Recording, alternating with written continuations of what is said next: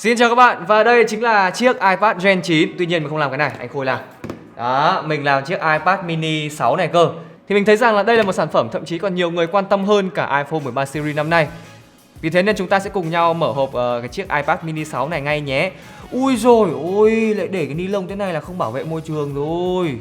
Sẽ không làm như iPhone nhỉ. Tệ thật đấy. Thì như các bạn biết là iPad mini năm nay chúng ta sẽ có... Ui, tạm thời phải dừng lại cái thông tin đã để trải nghiệm cái cảm giác bóc nó sung sướng này các bạn ạ. Nào. Ui rồi ôi, mừng quá. Mà những sản phẩm iPhone, iPad mới này thì mình đều mượn ở bên yêu Apple cả các bạn nhé. Các bạn đừng quên truy cập ngay group của yêu Apple, link phía dưới phần mô tả để có thể đặt mua trước những chiếc iPhone, iPad mới nha. Bạn làm cái gì đấy? Tôi đang tìm kiếm một góc nhìn mới. Đang tìm kiếm những góc nhìn mới về công nghệ? Hãy ghé thăm ngay vợtvstudio.vn. iPad mini 6 màu Starlight. Và nó không khác gì một chiếc iPad Air 4 được thu nhỏ lại cả. Y hệt luôn, không khác gì hết. Trong lúc chờ đợi chiếc iPad này khởi động lên thì chúng ta sẽ cùng nhau xem là trong hộp này có cái gì thế nào. Trong hộp thì chúng ta sẽ có, đây là sách hướng dẫn sử dụng, những thứ các bạn không bao giờ cần. Đây sẽ là một cái cục sạc 3 chân, cáp sạc và hết rồi, không có gì nữa cả. Sau 2 năm chờ đợi thì chúng ta đã có một chiếc iPad mini 6 với cái thiết kế hoàn toàn là mới toanh rồi. Cái phần viền màn hình thì nó cũng mỏng hơn so với chiếc iPad mini 5. Nhưng mỏng hơn ở đây là mỏng hơn hai cạnh trên và dưới này thôi các bạn nhá. Chứ còn hai bên này thì mình thấy rằng là nó cũng y hệt như là iPad mini 5 thôi. Tuy nhiên cái phần viền này ấy, để lên iPad Air 4 thì mình thấy nó đẹp.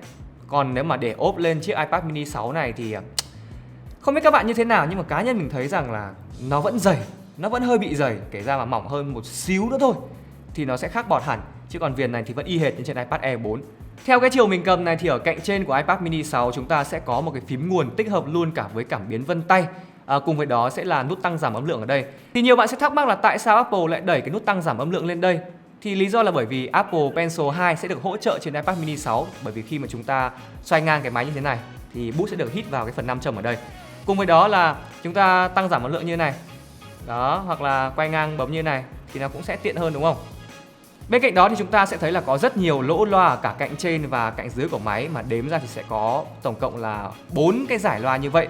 Tuy nhiên chúng ta sẽ có 2 cái giải loa là loa giả và chỉ có 2 cái giải còn lại là loa thật mà thôi. Âm thanh thì nói chung là mình sẽ gửi đến cho các bạn trong những bài đánh giá chi tiết sau. Ok, như vậy là coi như là xong phần thiết kế rồi. Chúng ta cùng nhau chuyển về cái phần tấm nền của chiếc máy tính bảng này đi. Thì đây là một tấm nền IPS LCD và rõ ràng là khả năng hiển thị của nó thì không thể nào tốt bằng iPhone 13 series được rồi. Tần số quét thì cũng chỉ dừng lại mức 60 Hz thôi. Nói chung là mình thấy là nó đủ dùng, nó không quá đẹp đâu. Tuy nhiên, màn hình hay là cái thiết kế nó chưa phải là cái điểm nổi bật nhất ở trên iPad mini 6, mà chính là hiệu năng cực kỳ khủng khiếp của cái chiếc máy này. Mặc dù có ngoại hình mỏng nhẹ như thế này thôi, nhưng mà iPad mini 6 vẫn được trang bị con chip Apple A15 Bionic, nó tương tự như trên mẫu iPhone 13 Pro và iPhone 13 Pro Max. Hiệu năng của nó thì sẽ kém hơn một chút so với hai mẫu iPhone này, tuy nhiên nó lại đều và ổn định hơn. Các anh em bên nước ngoài thì đã có điều kiện trên tay chiếc máy này trước, cũng như là chơi game đo đạc các thứ rồi, thì các bạn thấy rằng là cái biểu đồ FPS của chiếc iPad mini 6 này trong cái quá trình chơi game thời gian lâu ấy, nó cực kỳ là đều và không có hiện tượng là tụt FPS. Với hiệu năng mạnh mẽ mà lại trong một thân hình nhỏ gọn như thế này thì chúng ta có thể trả lời được cho câu hỏi là tại sao mà Apple lại không làm gaming phone như các hãng khác. Bởi vì chúng ta đã có gaming tablet rồi. Hiện tại thì mình chưa có cài game trên chiếc máy này, nhưng các bạn có thể nhìn thấy mình thử thao tác này. Đó, thì ví dụ các bạn chơi PUBG Mobile này, hoặc là chơi những game nào mà cần thao tác nhiều ngón ấy, 4 ngón thậm chí là 6 ngón đây, thì có thể rất là dễ dàng thao tác trên cái màn hình này. Nó không quá to nhưng mà nó vừa đủ rộng để cho các bạn có thể dễ dàng thoải mái bấm nút các thứ. Kể cả là các bạn dùng một tay như thế này cũng được. Đấy, đọc sách đọc báo cũng rất là tiện luôn. Một cái điểm đáng chú ý nữa ở trên chiếc iPad mini 6 này mình thấy là khá là đáng giá. Tuy là chiếc máy này không có Face ID nhưng mà chúng ta sẽ có một cái camera selfie khá là chất lượng. Độ phân giải được nâng cao lên, cùng với đó là chúng ta sẽ có cả Ultra Wide các bạn nhé, để phục vụ cho cái việc video call này, các bạn nói chuyện ở FaceTime với đối tác, với người yêu các thứ nó trở nên dễ dàng hơn. Thì nói chung ý, mình thấy rằng là iPad mini 6 là một chiếc máy tính bảng và phù hợp với cái nhu cầu của đại đa số người dùng. Kể cả những ai mà muốn làm việc với cái nhu cầu là tiện dụng này, nhỏ gọn, và ai mà muốn chơi game ý, thì chiếc iPad mini 6 này hoàn toàn có thể đáp ứng được hết. Bên cạnh đó thì chiếc iPad mini 6 này có hỗ trợ thêm rất nhiều những cái dụng cụ, những cái tính năng để phù hợp với nhiều ngành nghề khác nhau, như là các bạn dạy học này, rồi là làm bác sĩ, y tá, kỹ sư, thậm chí là cả phi công nữa, thì chiếc iPad này đều có thể hỗ trợ được. Chỉ là mình không biết là nó đã hỗ trợ được Việt Nam hay chưa thôi. Đó, vậy thì các bạn nghĩ sao về chiếc iPad mini 6 này?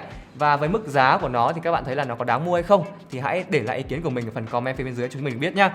Và các bạn đừng quên là chiếc iPhone, iPad mới mà chúng mình mở hộp cho các bạn xem trong mấy video gần đây thì chúng mình đều mượn ở bên yêu Apple cả. Các bạn hãy truy cập ngay vào group yêu Apple để đặt trước những sản phẩm này, cùng với đó là nhận được những thông tin mới nhất về các sản phẩm mới của Apple. Hãy like, share và subscribe Vật Vờ Studio để đón xem những cái thông tin mới nhất về những chiếc iPhone và iPad chúng mình sắp làm trong tương lai. Còn bây giờ thì xin chào và hẹn gặp lại.